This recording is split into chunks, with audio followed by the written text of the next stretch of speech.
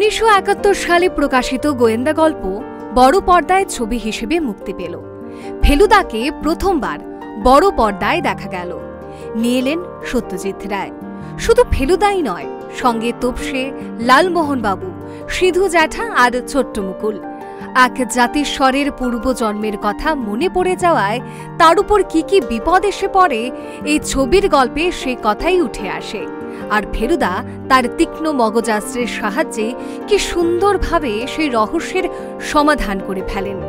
ছবিটি জাতীয় পুরস্কারের মঞ্চে অনেকগুলো ক্ষেত্রে পুরস্কৃত হয়। এর মধ্যে সেরা বাংলা চলচ্চিত্র, সেরা পরিচালক, চিত্রনাট্য সহ সেরা শিশুশিল্পী, সিনেমাটোগ্রাফার উল্লেখযোগ্য। দেশের বাইরেও তেহরানে সেরা শিশু এবং কিশোরদের ছবি হিসেবে পুরস্কার পায়। মাঝে 50টা বছর কেটে গেছে।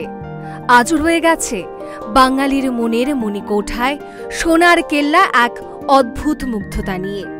ছবির 50 বছর পর মুকুল আবার ফিরল তার নিজের পাড়ায় একটি ক্যালেন্ডার প্রকাশের হাত ধরে। ক্যালেন্ডারের বিষয় সোনার কেল্লা 50।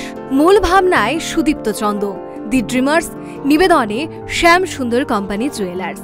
সোনার কেল্লার 50 বছর উপলক্ষে ক্যালেন্ডার প্রকাশ অনুষ্ঠানে উপস্থিত ছিলেন সন্দীপ রায়, তোপসে, সিদ্ধার্থ চট্টোপাধ্যায়, মুকুল, কুশল চক্রবর্তী এবং শ্যাম সুন্দর কোম্পানি জুয়েলার্সের ডিরেক্টর রূপক সাহা। ভবানীপুরের পদ্মপুকুরে এমন একটা বাড়ি যা সোনার কেল্লার মুকুলের পাড়ারই একটি বাড়ি হিসেবে দেখানো হয়েছিল।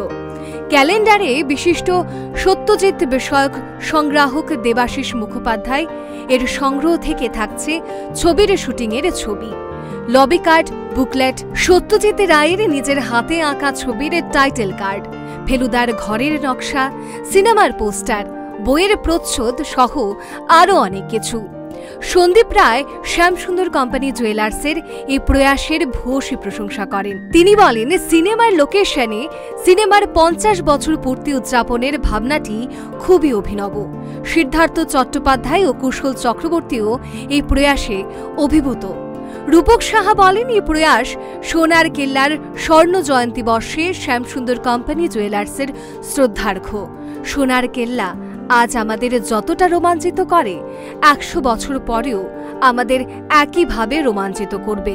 উপস্থিত সকলের আনন্দ ঘন স্মৃতি মন্থনের মাধ্যমে অনুষ্ঠানটি সকলের কাছে অত্যন্ত হৃদয়গ্রাহী হয়ে ওঠে। টাইমস 24।